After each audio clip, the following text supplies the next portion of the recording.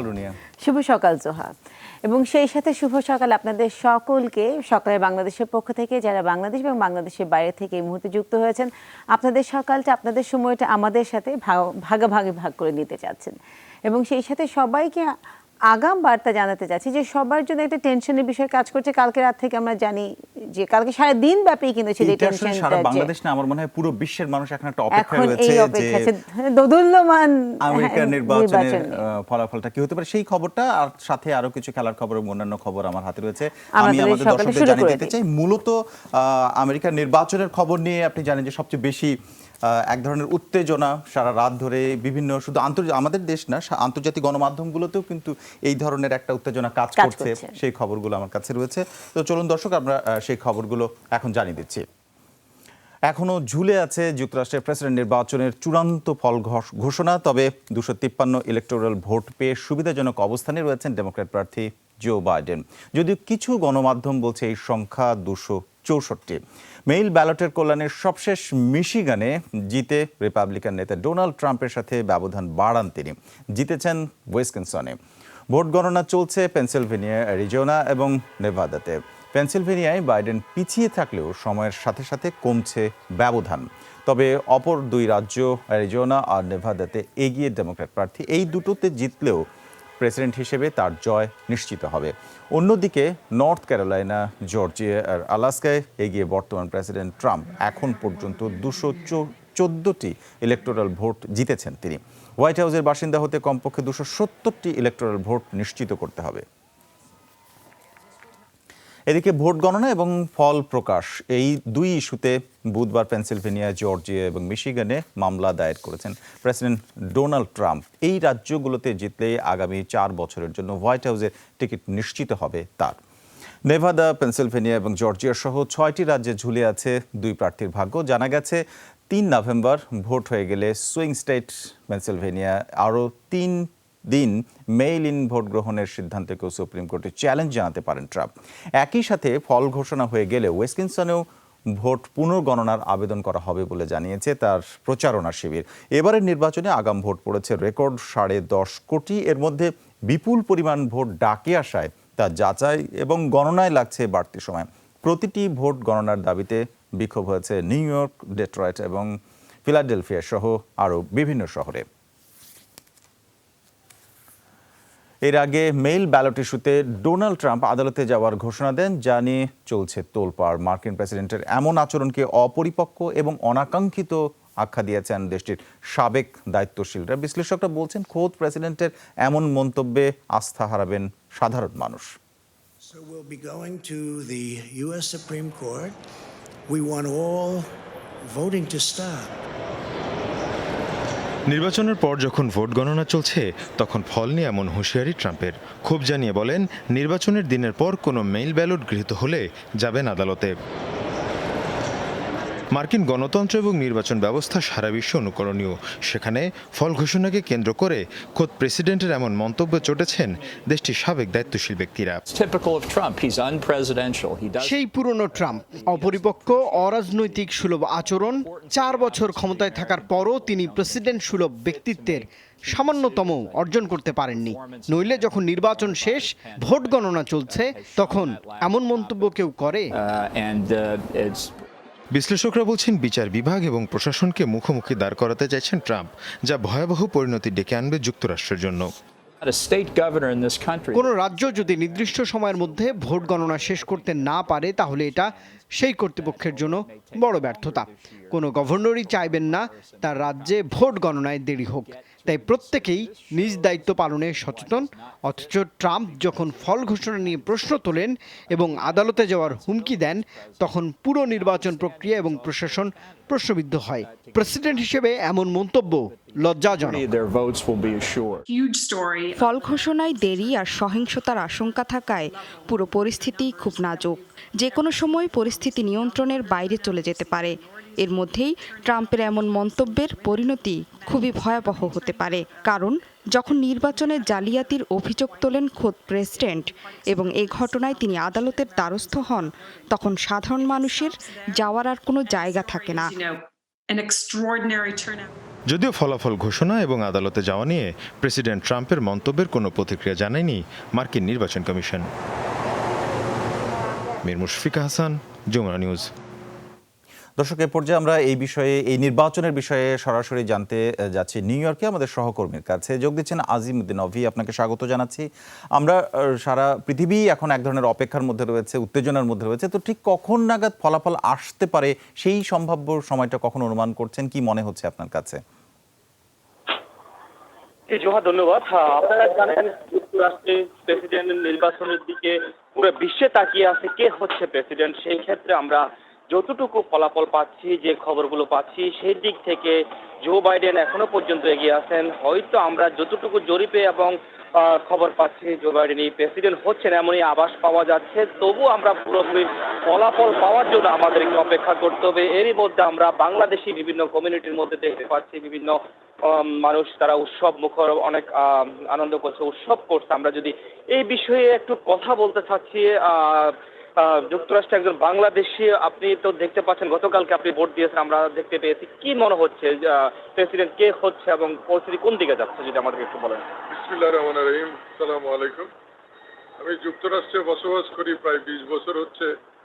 আমি আজ পর্যন্ত এই 20 বছরে কখনো দেখিনি যে যুক্তরাষ্ট্রের ইতিহাসে এত বড় লম্বা লাইন নিয়ে মানুষের ভোট দিয়েছে শুধুমাত্র এই এই এই ডোনাল্ড ট্রাম্পকে ঠেকানোর জন্য, এবং জো বাইডেনের পক্ষে এবং কমলা হ্যারিসের পক্ষে ভোটদান করেছে বাংলাদেশি কমিউনিটি সহ এই যুক্তরাষ্ট্রে যত আমাদের কমিউনিটি আছে, যত ইমিগ্রেন্ট পিপল আছে, সবাই জো বাইডেনের পক্ষে কাজ করেছে। এবং বিগত দিনে আমরা বাংলাদেশি কমিউনিটির পক্ষ থেকে আমরা জো বাইডেনের পক্ষে আমরা ফান্ড রাইজিং করেছি, বিভিন্ন ক্যাম্পেইন আমরা করেছি, বিভিন্ন জায়গায় গিয়েছি। আমরা বিশেষ করে একটা চেঞ্জ চাচ্ছি। বিশেষ করে যদি আমরা ডেমোক্রেটের প্রেসিডেন্ট আমাদের মাঝে আসে, তাহলে আমরা যারা ইমিগ্রেন্ট আছি, যারা কাগজপত্র নাই, যারা কাগজপত্র আছে, বিশেষ করে সবাই আজকে এইখানে যতজন ইমিগ্রেন্ট পিপল এই যুক্তরাষ্ট্রে বসবাস করে, নিউ ইয়র্ক সহ বিভিন্ন স্টেটে, সবাই খুব ভালো হবে। এবং আগামীতে জো বাইডেন আমাদেরকে বলেছেন যে উনি আমাদের সবাই ইমিগ্রেন্ট যারা আছে এই যুক্তরাষ্ট্রে সবাই পক্ষে হয়ে কাজ করবেন এবং যত রকমের সুযোগ সুবিধা মেডিকেল সহ আমরা এখন আপনি আশা করছেন জো বাইডেনই নির্বাচিত হয়ে আসবে, সেটি আমরা প্রত্যাশা করছে সবাই বাংলাদেশিরা। আমরা তো জানতে পারছি নিউ ইয়র্কে সহিংসতা হওয়ার একটা শুনতে পাচ্ছি, যেহেতু নিউ ইয়র্কে বিভিন্ন জায়গায় বিভিন্ন অফিসের মধ্যে যেভাবে প্লাইউড দিয়ে বন্ধ করে দেওয়া হচ্ছে, এই ক্ষেত্রে যখন নির্বাচনের ফলাফল ঘোষণা হবে এরপর কোনো সংগঠন বা সহিংসতার ঘটনা ঘটতে পারে কিনা, আপনি কি মনে করেন? আসলে ইতিমধ্যে আপনি জেনেছেন যে যুক্তরাষ্ট্রে জো বাইডেন নির্বাচিত হতে যাচ্ছে। প্রায় 254টি ইলেকটোরাল ভোট ইতিমধ্যে জো বাইডেন বলে চলে এসেছে এবং অপরদিকে ট্রাম্প এখনো মাত্র 232টিতে রয়েছেন। তো সেক্ষেত্রে নেভাদা নামক একটি স্টেট, যেখানে 6টি ইলেকটোরাল ভোট রয়েছে এবং সেটি বিগত প্রায় 50 বছর পর্যন্ত ডেমোক্রেটদের দখলে রয়েছে। ওটি কল করলেই 270টি ইলেকট্রাল ভোট নিয়ে জো বাইডেন নির্বাচিত হবেন। তো সেই ক্ষেত্রে ট্রাম্পের ইতিহাস তো আপনারা জানেন যে ট্রাম্প সবসময় একটা জাতিগত বিদ্বেষ মূলক বক্তব্য, উস্কানিমূলক বক্তব্য দিয়ে আসছিল সবসময়। সেই দিক থেকে সহিংসতার একটা আজিমউদ্দিন অভি আমাদের সহকর্মী জানাচ্ছিলেন নিউ ইয়র্ক থেকে। তিনি কথাও বলছিলেন সেখানকার যারা ভোটে অংশ নিয়েছেন তাদের সাথে কথা বলছিলেন তিনি। ফল ঘোষণা যখন বিলম্বিত, তখন প্রশ্ন একটাই, নতুন বাসিন্দা কে হতে পারে চলেছে হোয়াইট হাউসে। এখনও ফল ঘোষণা বাকি 6টি রাজ্যে, যেখানে রয়েছে 71টি ইলেকটোরাল ভোট। হাড্ডাহাড্ডি লড়াই হলেও এর মধ্যে সুইং স্টেটগুলোর বেশিরভাগইতেই এগিয়ে আছেন জো বাইডেন। বিশ্লেষকরা বলছেন জয় পরাজয়ের ব্যবধান গড়ে দেবে এইসব ঝুলন্ত রাজ্যগুলোই। মার্কিন প্রেসিডেন্ট নির্বাচনের ফল ঘোষণায় বিলম্ব হলেও হোয়াইট হাউসের পরবর্তী বাসিন্দা নিয়ে চলছে নানান হিসাব নিকাশ। এখনও ফল ঘোষণা বাকি 8 রাজ্যে। এরই মধ্যে রয়েছে সুইং স্টেট খ্যাত রাজ্যগুলো। জয় পরাজয়ের ব্যবধান করে দেবে এখানকার ফলাফল। এর মধ্যে নেভাদা, অ্যারিজোনা, উইসকনসিন এবং মিশিগানে এগিয়ে ডেমোক্র্যাট প্রার্থী জো বাইডেন। এসব রাজ্যে ইলেকটোরাল ভোটের সংখ্যা 43। সেই হিসেবে প্রয়োজনীয় 270 ভোট পেয়ে যাচ্ছেন বাইডেন। এখানে সবচেয়ে বড় ফ্যাক্ট বাইডেন কোন রাজ্যগুলোয় এগিয়ে রয়েছেন, কারণ বেশিরভাগ সুইং স্টেটগুলোয় বাইডেন এগিয়ে। এসব রাজ্যে ইলেকটোরাল ভোটের সংখ্যাও বেশি, আর যেগুলোতে তিনি পিছিয়ে সেগুলোতে এখনো মেইল ভোট গণনা বাকি, আর আগাম ভোটে বাইডেনই এগিয়ে। ফলে সব হিসাব মিলিয়ে প্রয়োজনীয় 270 ভোট পেতে খুব বেগ পেতে হবে না বাইডেনকে। অন্যদিকে রিপাবলিকান প্রার্থী ডোনাল্ড ট্রাম্প এগিয়ে পেনসিলভানিয়া, নর্থ ক্যারোলাইনা আর জর্জিয়ায়। এখানে ইলেকটোরাল ভোটের সংখ্যা 54। সেক্ষেত্রেও জয়ী হতে 3 ভোট পিছিয়ে ট্রাম্প। বিশ্লেষকরা বলছেন মেইল ভোট গণনা শেষ হলে পিছিয়ে পড়তে পারেন রিপাবলিকান প্রার্থী Donald Trump. Mir Mushfiq Hasan, Jamuna news. ডাক্তার ছাড়াই অপারেশন আর গরম তাপমাত্রায় মেয়াদ ফুরনো ওষুধ বিক্রির দায়ে উত্তরার ক্রিসেন্ট হাসপাতাল এবং ডায়াগনস্টিককে 17 লাখ টাকা জরিমানা করেছে র্যাবের ভ্রাম্যমাণ আদালত। এটি অনাদায়ে দেয়া হয়েছে বিভিন্ন মেয়াদে কারাদণ্ড। রাতে সন্তান প্রসবের সময় নবজাতকের রহস্যজনক মৃত্যুর অভিযোগে চালানো হয় এই অভিযান। সরেজমিন এই সময় অস্ত্রোপচারের সময় পাওয়া যায়নি কোনো ডাক্তার। একটা ডেলিভারি জটিলতা সামাল দিতে পারেনি নার্সও। এছাড়াও একই হাসপাতালের ল্যাবে গিয়ে পাওয়া যায় মেয়াদ পুরনো কেমিক্যালের রিএজেন্ট। পরে অভিযান চালানো হয় ক্রিসেন্টের ফার্মেসিতেও।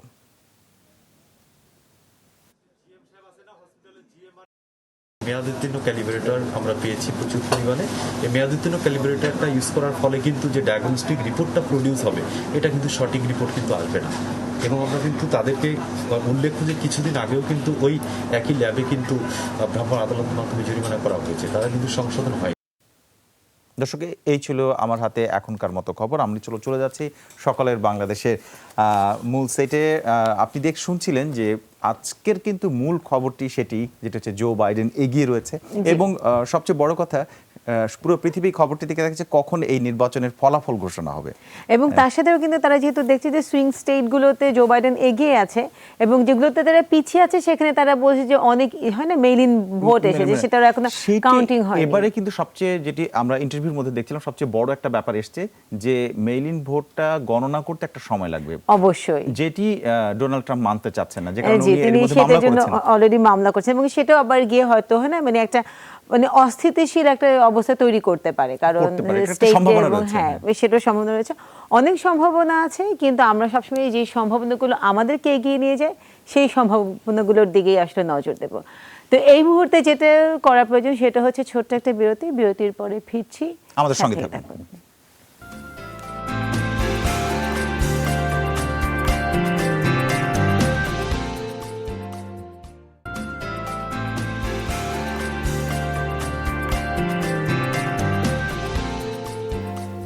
বিরতির পর সকালের বাংলাদেশে আপনাদের সবাইকে স্বাগত। রুনি আছে, সাথে আছে সোহা। আমরা দুজনেই শুরুতে বলেছিলাম যে সকালে আমরা অনেক সুন্দর সুন্দর এবং নতুন নতুন খবর নিয়ে আসি। তো আজকে আমাদের সাথে একজন অতিথি আছেন, তার সাথে আপনাদের পরিচয় করে দেব এবং তার মাধ্যমে আমরা একটি গুরুত্বপূর্ণ অফারের কথাও চমৎকার কিছু আয়োজন আসলে আছে। আমাদের সঙ্গে আছেন Khandakar Tasfin Alam, chief operating officer Daraz Bangladesh limited. আপনাকে স্বাগত জানাচ্ছি। শুভ সকাল।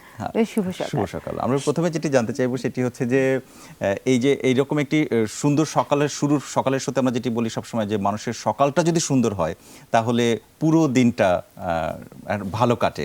তো আজকের দিনটা আপনার কাছে কেমন মনে হচ্ছে, মানে কি ধরনের? ভালোই লাগছে আলহামদুলিল্লাহ। আপনাদের সাথে দেখা হলো। Normally it's not a usual day to meet people like you, but আমাদের খুব একটা ব্যস্ত সময় যাচ্ছে এখন। সো এখন প্রতিদিনই একটু এক্সাইটিং, বিকজ আমরা অনেক বেশি আয়োজন নিয়ে একটা ক্যাম্পেইনের দিকে এগিয়ে যাচ্ছি। So every day is very exciting. ক্যাম্পেইনটা একটু খুলেই বলেন, আমার মনে হয় জি আমরা একটু জানতে চাই। সো দারাজ বাংলাদেশ ওয়ার্ল্ডের বিগেস্ট সেলস ডে বলে থাকি আমরা 11/11। এটাকে আবার ওয়ার্ল্ড সিঙ্গেলস ডেও বলে 1111। সো মোটামুটি এখন সবাই জেনে থাকেন যে আলিবাবা ইকোসিস্টেমের পার্ট এখন দারাজ বাংলাদেশ, যেটা 2018-তে প্রথম অধিগ্রহণটা হয়। সো সেই 2018 থেকেই কিন্তু আমরা এই 11/11 ক্যাম্পেইনটি করে আসছি। এরই ধারাবাহিক, অর্থাৎ 18, 19, 20 এটা তৃতীয় বছর। সো এই বছর আমাদের আয়োজনটি তৃতীয়বারের মতো হচ্ছে এবং এটি আলিবাবার একটা ওয়ার্ল্ড ওয়াইড ইনিশিয়েটিভ। আলিবাবার ইকোসিস্টেমের যতগুলো প্লেয়ার আছে সবাই মিলেই কিন্তু এই ক্যাম্পেইনটি করে থাকে। যেটাই বলছিলেন যে world's biggest sales day. So এটা শুধুমাত্র নামেই বিগেস্ট সেলস ডে না, বিকজ এখানে প্রচুর পরিমাণ প্রমোশনাল অফার থাকে এবং প্রত্যেক বছরই কিন্তু নতুন নতুন রেকর্ড হয়। সেটা যেমন আমরা লোকালি করে থাকছি বা করার প্ল্যান করছি। সেই যে জন্য বিগেস্ট ডে হবে, যে এই দিনে মানুষ অনেকগুলো অফার পাবে, সেই অফারগুলো আসলে কি কি এবারে থাকছে? কি কি চমক থাকছে? চমকের মধ্যে দারাজের একটা ট্রেড মানে ব্র্যান্ডের সাথে অ্যাসোসিয়েটেড হচ্ছে ডাবল টাকা ভাউচার। আই থিঙ্ক আমরাই প্রথম মার্কেটে ইন্ট্রোডিউস করি। সো যে কোনো স্পেসিফিক ডিনোমিটার আপনি কিনলে, যেমন 500 টাকা আপনি যদি পে করেন, আপনি 1000 টাকা ভর্তির প্রোডাক্ট কিনতে পারবেন। এরকম প্রচুর ডাবল টাকা অফার থাকছে বিভিন্ন ডাইমেনশনে। আমাদের 1 টাকার একটা গেম বলি আমরা, দারাজ ফার্স্ট গেম। এটাতে আপনার পার্টিসিপেট করে 1 টাকা দিয়ে প্রচুর গেম খেলে আপনি পার্টিকুলার কিছু প্রোডাক্টকে চুজ করতে পারবেন, এবং সেটার মধ্যে গাড়িও থাকছে। আচ্ছা, গাড়ি পর্যন্ত থাকছে। 1 টাকার গাড়ি, 1 টাকার গাড়ি, 1 টাকার মোটরসাইকেল, এবং অনেক বেশি হাই ভ্যালু প্রোডাক্টস সবই থাকছে। আচ্ছা, এবার কি নতুন কোনো ব্র্যান্ড আপনাদের সাথে অ্যাসোসিয়েটেড হয়েছে? জি, আমাদের সাথে তো আসলে বাংলাদেশের অলমোস্ট অল লিডিং ব্র্যান্ড বা ইন্টারন্যাশনাল লিডিং ব্র্যান্ড যারা বাংলাদেশে অপারেট করে, আমার জানা মতে নেই এমন কেউ নেই। সো প্রত্যেকটা ব্র্যান্ডই কিন্তু তাদের বেস্ট অফারটা নিয়ে আসছে।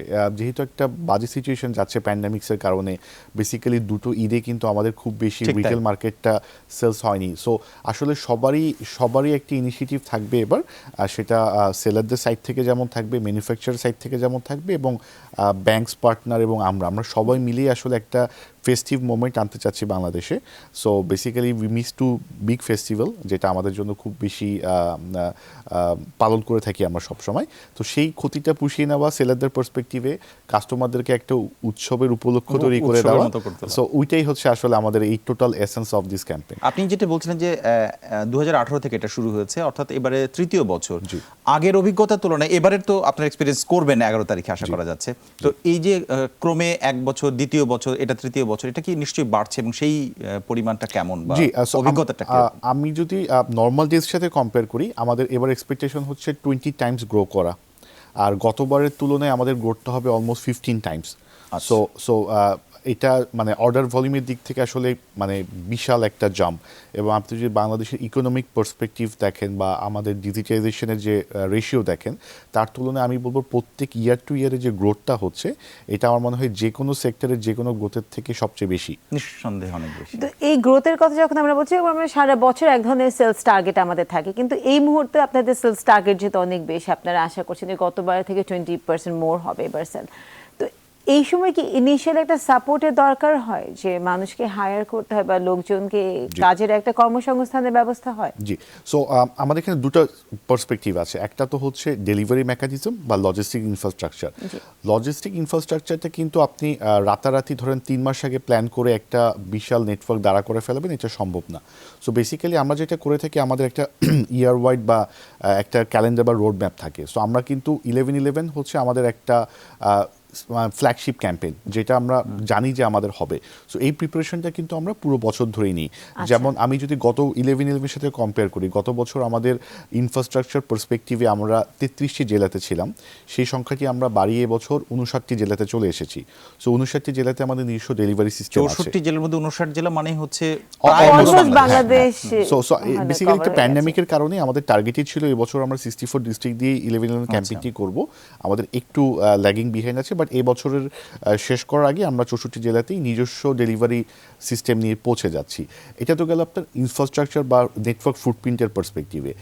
লোকবল যেটা বলছিলেন, যে আমাদের যে পরিমাণ ডেলিভারি টার্গেট, তাতে আমাদের নতুন হেডকাউন্ট যুক্ত হয়েছে 1500 গত 2 মাসের ব্যবধানে। আর আমাদের যে ডেলিভারি হিরো বা রাইডার কাউন্ট, যারা আসলে ডোর স্টেপে প্রোডাক্টগুলো দিয়ে আসবেন, সেই সংখ্যাটি আমরা উন্নতি করেছি প্রায় 3000-এর কাছাকাছিতে। তো আমরা সব দিক থেকেই প্রস্তুত, ডেলিভারি করার জন্য প্রস্তুত। এবং আমাদের যে সেলার বেজ আছে, বিশাল সেলার বেজ, সেখানে আমাদের 1 কোটিরও বেশি যে প্রোডাক্ট আছে। সো প্রত্যেকটা সেলারই কিন্তু তার সর্বোচ্চ অফারটা নিয়ে কিন্তু এই ক্যাম্পেইনে পার্টিসিপেট করছে। সো এই বছরে শেষের দিকে আসা সত্ত্বেও এই বছরে এর চেয়ে বেটার প্রাইস আসলে ওই পার্টিকুলার কোনো প্রোডাক্টই আসলে সম্ভব না। আমি একটা বিষয় এসে গেছে অলরেডি, আপনি বলেছেন যে 64 জেলার মধ্যে 59টি জেলা, কিন্তু বাংলাদেশের অনেক মানুষ কিন্তু এখনো ইন্টারনেট এবং মোবাইল ফোন বা এরকম কোনো অ্যাপস ডাউনলোড করে যে কেনাকাটা করবে সেটার বাইরে। তো তাদেরকে কভার করার জন্য বা পুরো মার্কেটটাকে ধরার জন্য আপনাদের কোনো পরিকল্পনা নিশ্চয়ই রয়েছে? আমি দারাজের জি, দারাজ বাংলাদেশের পক্ষ থেকে আসলে আমাদের দুটি ইনিশিয়েটিভ আছে। একটাকে আমরা বলে থাকি Daraz village. So Daraz village এবং অথবা দারাজ স্টোর। এই দুটো হচ্ছে একটা কনসেপ্ট যেখানে আমরা আসলে অফলাইন চ্যানেলে কাস্টমারকে রিচ করার চেষ্টা করি। আপনি ঠিকই বলেছেন যে বাংলাদেশে আসলে টেক ফ্রেন্ডলি বা ইন্টারনেট স্যাভি জনসংখ্যার একটা অবশ্যই একটা ঘাটতি আছে। সো আবার অনেকে কমপ্লেক্স মনে হয়, সিস্টেমটা ঠিকমতো বুঝতে পারে না কিভাবে করব। সো এটার জন্য আমরা যেটা রেখেছি, আমরা দারাজ ভিলেজ থেকেই বলছি, কারণ একদম ভিলেজ লেভেলে আমরা চলে গেছি। সো দারাজ ভিলেজ কনসেপ্টটা অনেকটা আলিবাবার তাওবাও একটা মডেল আছে, সেটারই একটা সিমিলার ভার্সন, যেখানে আমরা একটা ভিলেজের মধ্যে একটা ওয়াইফাই সেট আপ করে একটা জনগণকে একটা নেটওয়ার্কের মধ্যে আনার চেষ্টা করি, এবং এখানে আমাদের ডেজিগনেটেড কিছু এজেন্ট থাকে, তারা কিন্তু এডুকেশনাল পারপাসে যেমন কাজ করছে, আর সিমিলারলি অর্ডার প্লেসমেন্টও কাস্টমারদেরকে। এটা খুব ইন্টারেস্টিং, এইটার আমরা বিস্তারিত আপনার কাছ থেকে জানবো। আপনি আমাদের সঙ্গে থাকুন। দর্শক, আমরা এবারে একটা ছোট্ট বিরতি নিচ্ছি, ফিরছি এক্ষুনি, সাথেই থাকুন।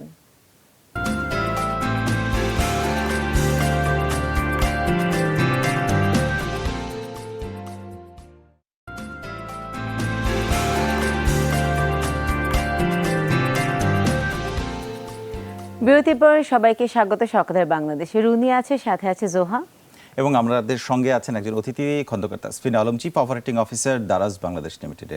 আমরা আবারও তার কাছে চলে যাচ্ছি। আমরা খুবই ইন্টারেস্টিং কিছু বিষয় জানলাম এরই মধ্যে, কিন্তু একটা বিষয় মানুষের সবসময় যখন কোনো ক্যাম্পেইন চলে, কোনো অফার চলে, সবচেয়ে বড় আগ্রহ থাকে মানুষের যে পেমেন্টে সরাসরি ছাড় আসলে কত পার্সেন্ট বা কত টাকা, এই ধরনের একটা আগ্রহ থাকে সবচেয়ে বেশি। সেটির উত্তরটা কি? আমাদের আসলে মোটামুটি সব ধরনের পেমেন্ট পার্টনারই আমাদের সাথে যুক্ত আছেন, আর সেটা মোবাইল ফিনান্সিয়াল সার্ভিসের পার্টনার যেমন আছেন, ব্যাংকিং চ্যানেলের ক্রেডিট কার্ড যারা প্রোভাইড করে তারাও আছেন। সো মোটামুটি আমাদের ওয়েবসাইটে অলরেডি আছে বা অ্যাপে অলরেডি চলে আসছে, বা বাংলাদেশের প্রতিষ্ঠিত সবগুলো ব্যাংকই কিন্তু তাদের ক্রেডিট কার্ডের মাধ্যমে আমাদের কাস্টমারদের জন্য ছাড় নিয়ে আসছে, এবং মোবাইল ফাইন্যান্সিয়াল সার্ভিসের যারা প্রোভাইডার তারাও কিন্তু খুব ভালো অ্যামাউন্টে একটা ছাড় দিচ্ছেন।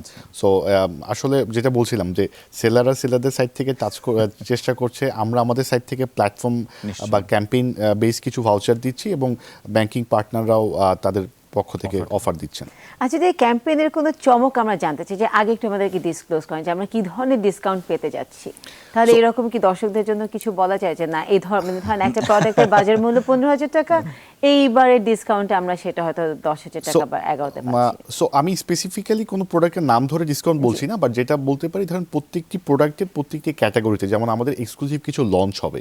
সো এক্সক্লুসিভ লঞ্চ মানে শুধুমাত্র দারাজের প্ল্যাটফর্মেই লঞ্চ হবে কিছু কিছু ব্র্যান্ডের, এবং আমরা কিছু মোবাইল ফোন যেমন অলওয়েজ আমাদের একটা বড় সেলিং পয়েন্ট থাকে বড় বড় সব ক্যাম্পেইনই, কিছু এক্সক্লুসিভ মোবাইল ফোনের লঞ্চ থাকবে। সিমিলারলি আপনার high value item, TV, furniture থেকে শুরু করে প্রত্যেকটা প্রোডাক্টেই কিন্তু বেস্ট পসিবল ডিসকাউন্টটাই সম্ভব। সেটা যেমন অ্যাজ হাই এজ 50% অফও থাকতে পারে, অ্যাজ লো এজ 10% অফও থাকতে পারে। সেলারদের পক্ষ থেকে ফ্রি শিপিং ডেলিভারি থাকছে, প্ল্যাটফর্ম থেকে ফ্রি শিপিং ডেলিভারি থাকছে, সেলারদের পক্ষ থেকে বাই ওয়ান গেট ওয়ানও থাকছে। সো আসলে মোটামুটি মানে প্রত্যেকেই যেটাই টার্গেট করুন না কেন, সেই প্রোডাক্টের এগেইনস্টে কোনো না কোনো সেলারের কাছ থেকে তার একটা বেটার অফার থাকবেই। এটা একদম অবভিয়াস, যেটা অন্য সময় থাকে না, যেটা অন্য সময় বা সারা বছর ধরে থাকে না, অথবা ক্যাম্পেইনে থাকে, বাট আমাদের নর্মাল ক্যাম্পেইনে যা থাকে তার অবশ্যই ডাবল থাকবে। অবশ্যই, কারণ সারা বছর আপনাদের ফ্ল্যাশ সেল একটা প্রতিদিনের একটা সেল থাকে। 6 বছরের যাত্রা দারাজের, এই যে আস্থা এবং এই যে বিশ্বাস এবং এই যে আপনাদের নেটওয়ার্কিং, এটা কিভাবে সম্ভব হলো? যদি অন্যান্য মানে পুরো মার্কেট প্লেসের কথা বলি, তাহলে কিন্তু ওনার সাথে আমি যোগ করছি, সেটি কিন্তু তখন এই সময়টা খুব বেশি সময় না, বাট এটার মধ্যে প্রায় 59টি জেলায় বাংলাদেশে, সেটা একটা বড় ব্যাপার। এটা কিভাবে সম্ভব? এটা আসলে একটা কন্টিনিউয়াস প্রসেস আমি বলবো, এবং বাংলাদেশের, আমি যদি পজিটিভলি বলতে চাই, বাংলাদেশের মানুষ ইজ ভেরি অ্যাডাপটিভ। আপনি কিন্তু যে কোনো ধরেন 3G টেকনোলজি থেকে 4Gতে আসতে আমাদের বেশি সময় লাগেনি, বা আমাদের মোবাইল ফোনের ট্রেডিশনাল কথা থেকে কিন্তু ইন্টারনেটে অ্যাডপ্ট করতে বেশি সময় লাগেনি। এটা অবশ্যই একটা অ্যাডভান্টেজ। বাংলাদেশের মানুষ ভেরি মাচ অ্যাডাপটিভ।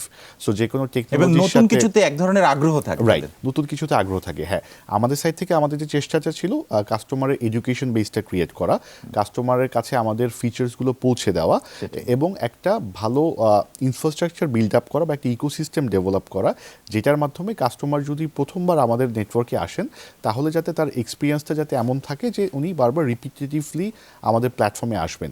তো এটার জন্য আমাদের টোটাল ডিজাইনটাই কিন্তু কাস্টমারদের কথা মাথায় রেখে, সেটা যেমন রিটার্ন বা রিফান্ড, যেমন একটা জিনিস কি থাকে, ধরেন আমরা তো আসলে একটা ট্রানজিশনের মধ্য দিয়ে যাচ্ছি, আমরা এখনও কিন্তু দারাজ বাংলাদেশের যতগুলো কাস্টমারই আছেন তারা কিন্তু 100% অনলাইন বেস শপিং করে অভ্যস্ত না। মেবি তাদের টোটাল বাইং প্যাটার্নের একটা সার্টেন পার্সেন্টেজ অনলাইনে পারচেস করেন।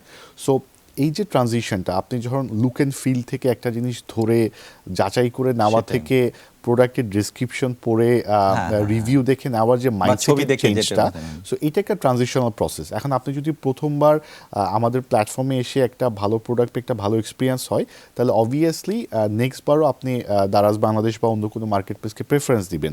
আর একটা জিনিস যেটা অটোমেটিক্যালি কাস্টমার বেজের মধ্যে দাঁড়িয়ে গেছে, আপনি যদি শপিং সেন্টারেও যান, আপনি সর্বোচ্চ 2টা বা 3টা বা 5টা দোকান থেকেই কিন্তু যাচাই করে একটা প্রোডাক্ট নিতে পারবেন। আমাদের প্ল্যাটফর্মে এই মুহূর্তে 1 কোটিরও বেশি প্রোডাক্ট আছে।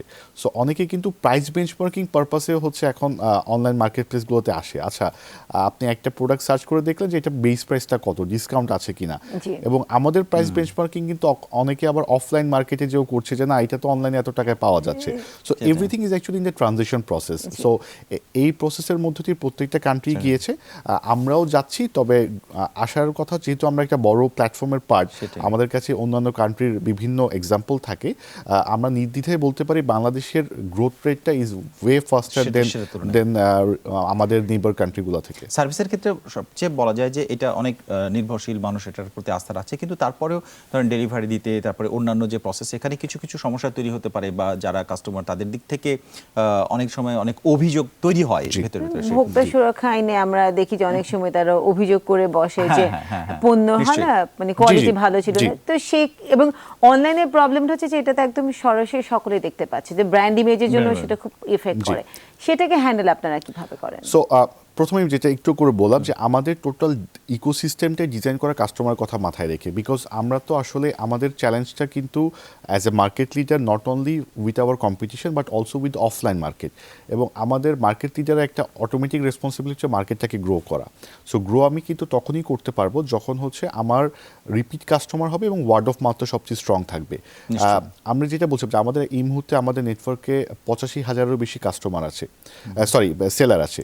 সো আমরা যেমন কাস্টমার এডুকেশন নিয়ে কাজ করছি, তার চেয়ে বেশি কাজ কিন্তু আমরা করছি সেলার এডুকেশন নিয়ে। সো আমরা কিন্তু এন্ড অফ দ্য ডেতে একটা platform between buyer and seller, আমরা কিন্তু একটা যোগসূত্র হিসেবে কাজ করছি। সো কাস্টমারকে এডুকেটেড করার আগে কিন্তু আমরা সেলারদেরকে এডুকেট করি। সো সেলাররাও কিন্তু শিখছে প্রতিনিয়ত। একটা অনলাইনে কাস্টমার যদি একটা কোয়েরি করে সেটাকে কিভাবে রিপ্লাই দিতে হয়, একটা কাস্টমারের প্রোডাক্টের আপনার ডেসক্রিপশনটা কিভাবে লিখতে হবে যাতে কাস্টমার এক্স্যাক্টলি বুঝবে এক্সপেকটেশন ম্যানেজমেন্ট পার্সপেক্টিভে। আপনি বলে দিলেন যে আমি একটা শার্ট দিচ্ছি, শার্টের কোয়ালিটিটা কি, সাইজটা কি, ম্যাটেরিয়ালটা কি, একটু ডিটেইলে বলা এবং সেটা মেনটেন করা, ওভার প্রমিস না করা। সো এইগুলো যেমন অ্যাকচুয়াল পার্ট। হ্যাঁ, এরপরও definitely 100% of the customer is not being happy for 100% of the Times. So দু একটি ইনসিডেন্ট প্রতিনিয়তই হচ্ছে, যেমন কাস্টমার অনেক সময় তার কালারটি পাচ্ছে না। আমার প্রশ্নটা একটু এগিয়ে, আপনি যেটি বলছেন সেটি হচ্ছে যে আপনাদের এন্ড থেকে তাদেরকে শিক্ষিত করে তোলা, এই ধরনের ব্যাপারটা। কিন্তু এখানে হচ্ছে যদি কোনো ইনসিডেন্ট ঘটে যায়, আমি এখানে আসি। সো যদি এরপরও হতে পারে, আমরা আমাদের প্রিভেন্টিভ মেকানিজম দেওয়ার পরও হতে পারে। তো এই জন্য আমার জানা মতে যে আমাদেরই রিটার্ন পলিসি বাংলাদেশের সবচেয়ে স্ট্রং। আমরা as low as 7 days to as high as 14 days পর্যন্ত রিফান্ড অ্যাকসেপ্ট করে থাকি। এবং রিফান্ড মেকানিজমটা ঢাকা এবং চট্টগ্রামে যতগুলা রিটার্ন হয় আমরা নিজেরাই কাস্টমার ডোর স্টেপ থেকে পিক করে নিয়ে আসি, এবং ঢাকা চিটংয়ের বাইরে আমাদের প্রতিটি জেলাতেই 1-এরও অধিক পয়েন্ট আছে যেখানে কাস্টমার ড্রপ করতে পারে। এবং আমাদের যে রিটার্ন পলিসি বা প্রসেসটা সেটা কিন্তু গত বছরও প্রায় অলমোস্ট 11 থেকে 12 দিন ছিল, সেটাকে আমরা এখন 6 দিনে নেমে এনেছি। তার মানে কাস্টমার একটা রিটার্ন ইনিশিয়েট করার পর রিফান্ডের টাকা পেতে অন অ্যান এভারেজ একটা কাস্টমারের সর্বোচ্চ 6 দিন লাগতে পারে। সো এইগুলো সবগুলো কিন্তু একটা কন্টিনিউয়াস প্রসেস। হ্যাঁ, একটা মিস্টেক হতেই পারে সেলারের কাছ থেকে, যাতে কাস্টমার যদি পেমেন্ট করে থাকেন তাহলে শর্টেস্ট পসিবল টাইমে আমরা সেটা রিফান্ড করে থাকি। সবশেষে আমরা একেবারে শেষের দিকে, সবশেষে এইবারের যে ক্যাম্পেইন 11/11 সেইটার ব্যাপারে যদি কোনো টপ লাইন থাকে আপনার, যে একটি। জি, সো টপ লাইন হচ্ছে বেস্ট পসিবল সেলস অফারগুলো নিয়ে কিন্তু সেলার এবং আমরা আমরা উপস্থিত হয়েছি। আমরা প্রিপেয়ার্ড গতবারের চেয়েও ফাস্টেস্ট পসিবল টাইমে ডেলিভারি দেওয়ার জন্য। এমন কোনো প্রোডাক্ট নেই, এমন কোনো ক্যাটাগরি নেই যেখানে ডিসকাউন্ট থাকছে না, এবং এমন কোনো প্রোডাক্ট নেই যেটা পাওয়া যাবে না। সো প্রত্যেকেরই হাউসহোল্ড হোক, ইলেকট্রনিক্স গ্যাজেট হোক, ফার্নিচার হোক, as low age pen pencil হোক, সবকিছুই আছে। মানে এখানে মানে শপিং এর যদি ওয়ান ডেস্টিনেশন, সব সলিউশন সেখানে আছে। অনেক ধন্যবাদ, অসংখ্য ধন্যবাদ আপনাকে আমাদেরকে সময় দেওয়ার জন্য, এবং দারাজ কি কি করছে এবং তাদের ভবিষ্যৎ প্ল্যানিং কি সবকিছু আমাদের সাথে ডিসকাস করার জন্য, এবং সবচেয়ে ইম্পর্টেন্টলি 11/11 নিয়ে কথা বলা, বিশেষ করে এই ক্যাম্পেইনটা সার্থক এবং এর মধ্যে দিয়ে আমরা একটা ভালো আস্থার জায়গা খুঁজে পাই, সেটি আমরা প্রত্যাশা করি। আপনাকে অনেক ধন্যবাদ Khandakar Tasfin Alam, chief operating officer Daraz Bangladesh limited, তার কাছ থেকে আমরা শুনছিলাম। দর্শক, এই মুহূর্তে নিচ্ছে ছোট্ট একটা বিরতি, ফিরছি এক্ষুনি, আমাদের সাথেই থাকুন।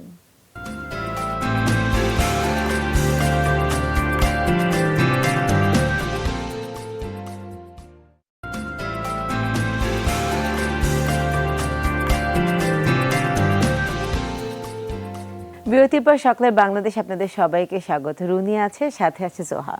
অনেক ধন্যবাদ। আমরা দর্শক, আপনারা আমাদের সঙ্গে আছেন সকালের বাংলাদেশে। আজকে আমরা এই মুহূর্তে চলে যাচ্ছি সরাসরি আমাদের একজন সহকর্মী বাগেরহাটে ইয়ামিন আলী, তিনি আমাদের সাথে যোগ দিচ্ছেন দুবলারচর থেকে। ইয়ামিন আলী, আপনাকে শুভ সকাল। আজ থেকে যেটা হচ্ছে শুটকি প্রসেস করার একটি বিষয় শুরু হচ্ছে, এটি নিশ্চয়ই এক ধরনের প্রস্তুতি থাকে এবং এটার একটা প্রভাব আছে। তো সেইখানে যারা এই প্রক্রিয়ার সঙ্গে জড়িত তাদের সাথে নিশ্চয়ই আপনার কথা হয়েছে। কেমন, কিভাবে শুরু হচ্ছে, কি ধরনের পরিবেশ এবং তাদের প্রস্তুতিটা কিরকম রয়েছে এই বিষয়টাকে ঘিরে?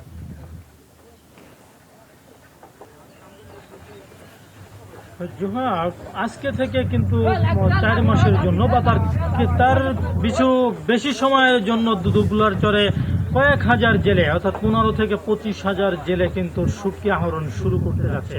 আজকে সকাল থেকেই কিন্তু তারা রওনা হয়ে গেছে। তারা সেখানে ফেব্রুয়ারি বা মার্চের কিছুদিন পর্যন্ত থাকবে। এখানে একটি বিষয় জানিয়ে রাখতে চাই, এই অঞ্চলের হাজার হাজার জেলে, বাগেরহাট, সাতক্ষীরা, বরগুনা, পাথরঘাটা, এই অঞ্চলের জেলেরা কিন্তু এখানে শুটকি আহরণ করে, যাদের এই 5 মাস বা 4 মাসের আয় দিয়ে সারা বছরই চলে। এটার তাদের পরিবার পরিজন, তাদের পরিবারের সদস্যদের লেখাপড়া, চিকিৎসা সবকিছুই নির্ভর করে। এক কথায় গোটা পরিবারের আয় রোজগারটা যেটা এক বছরের আমরা বলে থাকি, সেটা কিন্তু এখান থেকেই আসে। আজকে কিন্তু সেই মৌসুমটা শুরু হলো। এটা যুগ যুগ ধরে চলে আসছে। নভেম্বর থেকেই আসলে এটি শুরু হয়। একটি বিষয় জানিয়ে রাখতে চাই, কোভিড-19 আজকে কিন্তু সর্বপ্রথম 10,000 মৃতের সংখ্যা ছাড়িয়েছে। সেই কোভিড-19-এর ভিতরে স্বাস্থ্য ঝুঁকি নিয়ে কিন্তু এই জেলেরা সেখানে যাচ্ছে জীবন জীবিকার তাগিদে, বেঁচে থাকার তাগিদে। আমরা যেটা কথা বলেছি তাদের সঙ্গে, তারা যেটি জানিয়েছে, তারা চায় তাদের প্রাথমিক স্বাস্থ্য চিকিৎসার যে বিষয়টি রয়েছে সেটি তারা নিশ্চিত হতে চায়। পাশাপাশি যারা কর্তৃপক্ষ আছে এখানে, বিশেষ করে জেলা সিভিল সার্জনের সঙ্গে আমি কথা বলেছি, বন বিভাগের সঙ্গে কথা বলেছি, তারা যেমনটি আমাকে জানিয়েছেন, সিভিল সার্জন বলেছে যে তারা মাঝে মধ্যে সেখানে মেডিকেল টিম পাঠাবেন, কিন্তু সব সময়ের জন্য, এই 5 মাসের জন্য বা 4 মাসের জন্য স্থায়ীভাবে সেখানে মেডিকেল টিম করা কিন্তু সম্ভব হবে না। আর এই ছাড়া কিন্তু এখান থেকে সরকারের একটা বড় ধরনের রাজস্ব আয় হয়ে থাকে, সেটি কিন্তু প্রায় 3 কোটি টাকার মতো বন বিভাগের এই রাজস্বটা আয় হয়ে থাকে। বন বিভাগ আশা করছে এবারও তাদের সেই রাজস্বটা আয় হবে। আর জেলেরাও আসলে মাছ ভালো পাবে, তাদের পরিবার নিয়ে তারা সারা বছর ভালো থাকবে। এটি হলো এখানকার ভালো খবর। এই ছিল এখানকার সর্বশেষ বিষয়। জোহা, ইয়ামিন আলী, আসলে সুখের খবর এটি যে আজকে তারা 4 থেকে 5 মাসের একটা দীর্ঘ সময়ের জন্য প্রস্তুতি, এবং আজকে থেকে সেটি শুরু হচ্ছে। আপনাকে অনেক ধন্যবাদ আমাদের সাথে এখন যোগ দেওয়ার জন্য। ইয়ামিন আলীর কাছ থেকে আমরা দেখছিলাম যে এত বড় একটি প্রক্রিয়া আজকে শুরু হচ্ছে, এবং আমাদের কিন্তু কোনো এরকম ধারণা ছিল না যে এই শুটকি প্রক্রিয়ার জন্য মানুষ আলাদা করে আসলে কোন একটা চরে গিয়ে সেখানে মানে মাছ সংগ্রহ করে তারপর সেটা পুরো প্রসেসের ভিতর দিয়ে বড় সময় কিন্তু 4 থেকে 5 মাস পরিবারের থেকে দূরে থাকার জন্য। আমার মনে হয় এই মুহূর্তে যেটা দরকার, দর্শকদেরকে জানিয়ে দেয়া যে সংবাদপত্রগুলো কি শিরোনাম নিয়ে আমাদের জন্য অপেক্ষা করছে।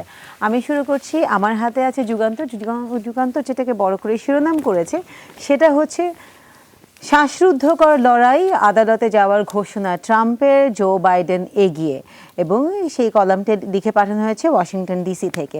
তার সাথে আরও যে খবর সেটা হচ্ছে ল্যাটিনো বিপ্লবে ট্রাম্পের ফ্লোরিডা জয়, সিনেটে এগিয়ে রিপাবলিকান, প্রতিনিধি পরিষদে ডেমোক্র্যাট, এবং পাবলিক বিশ্ববিদ্যালয়ে ভর্তি গুচ্ছ পদ্ধতি পরিবর্তনে অনড় সরকার।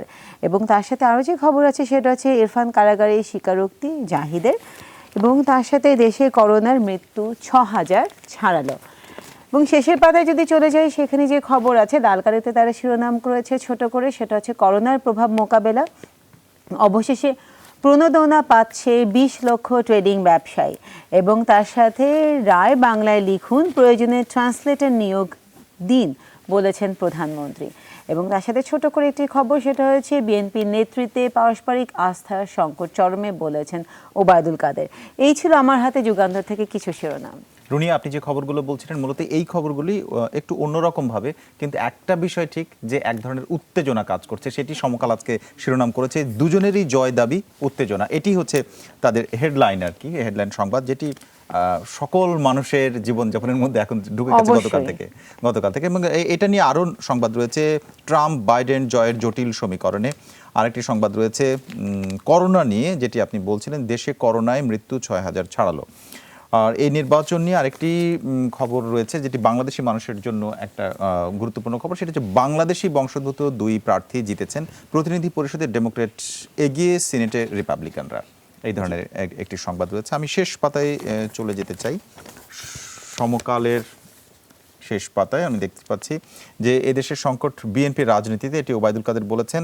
বদলে যাচ্ছে শিল্প পুলিশ, থ্যাংক ইউ মেয়র। বাবুবাজার খেলার মাঠে ফিরে পেল শিশুরা। এবং যশোরের ঝিকরগাছে মর্মান্তিক ঘটনা, পুতুলকে পুড়ে মরে প্রমাণ দিতে হলো ভালোবাসার, পুড়ে মরে প্রমাণ দিতে হলো ভালোবাসার, এরকম একটি সংবাদ।